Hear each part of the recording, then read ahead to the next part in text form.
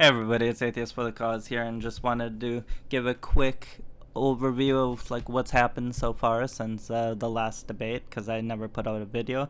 Um, basically, Buttigieg was the guy who really came out from the bottom. We knew someone was gonna make their way, and that was relatively unknown, and that person turned out to be Buttigieg.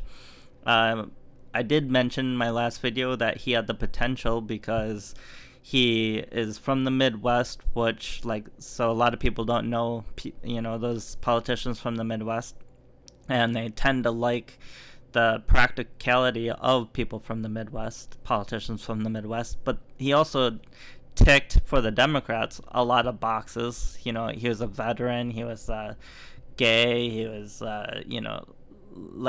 young. He had a lot of stuff going for him. So I think if he becomes president, there's like three categories that he'd be the first ever in. So that's really good for him. And overall, he's had some issues getting the black vote, but other than that, he shown some real promise. And his main issue is that he's only a mayor of a relatively small town, but that's actually executive practice. So, it's on the level. It goes basically mayor, then governor, then president. So if you're doing something like being in Congress, that's a totally different job. That's in the legislative branch. If you're in the court system, that's completely different job because that's in the judicial branch. So being a mayor can be helpful. It's really hard because it's such a small town. When Rudy Giuliani ran, he didn't even win, but he was coming out of New York City, so that's a lot different. So anyways, one thing we also saw that was Kamala Harris made some strides when she took on Joe Biden. And the reason she took on Joe Biden, I think everyone's saying because he's the front runner. I don't. I think it's because he had like 50% of the black vote or more. She wants the black vote, and she's not getting it. Even after, Joe Biden was still at 49% of the black vote, even after he took the hit, and she was at it was like 15%. I don't have the numbers in front of me, but so that's kind of interesting. So what we've already seen, people are starting to count Joe Biden out. You shouldn't, because it was just the first debate. Right now it's all about survival. So as long as you're surviving, that's fine. That's why I like Bernie Sanders' position.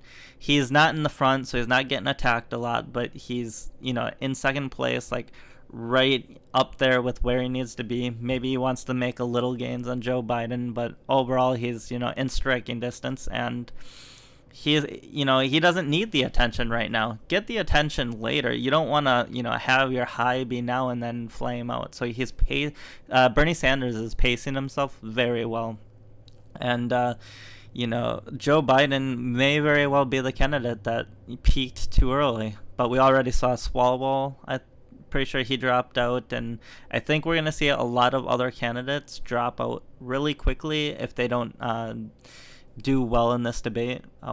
Andrew Yang made his fourth debate recently. He qualified for it, but the DNC is doing DNC things again. So they took him off of the fall debate.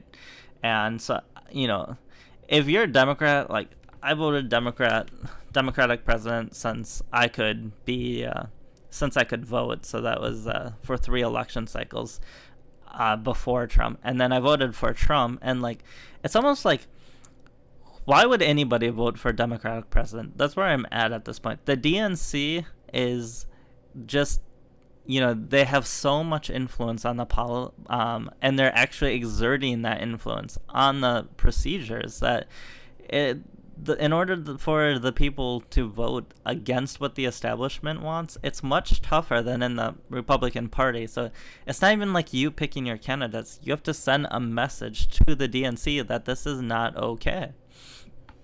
A lot of people like Andrew Yang, even though he's probably not going to win. why are they even meddling? It really doesn't make sense. So but he's fundraising like crazy. He's got a lot of supporters, adamant supporters. So like he doesn't have a ton of the casual supporters, but in the adamant crowd, on the online crowd, they're there. So why even mess with them? It doesn't make sense. But anyways, yeah. So we'll see what happens. Joe Biden has already mostly recovered from the hit he took with the Kamala Harris issue. When she questioned his, segregation policies, or the working with segregationists, I'll say. But all of the gains she made have pretty much been lost. So another issue a lot of people you might not know, actually, Cory Booker has 0% of the black vote. His candidacy is on life support without any of the black votes. So I think Kamala Harris is around 15%. Elizabeth Warren is around 15%. Yeah, I think it was Bernie Sanders was like 25% or something like that, and then the rest was Joe Biden. So yeah. So when Biden's number one in the black vote, Sanders number two, Warren and Harris like tied for number three.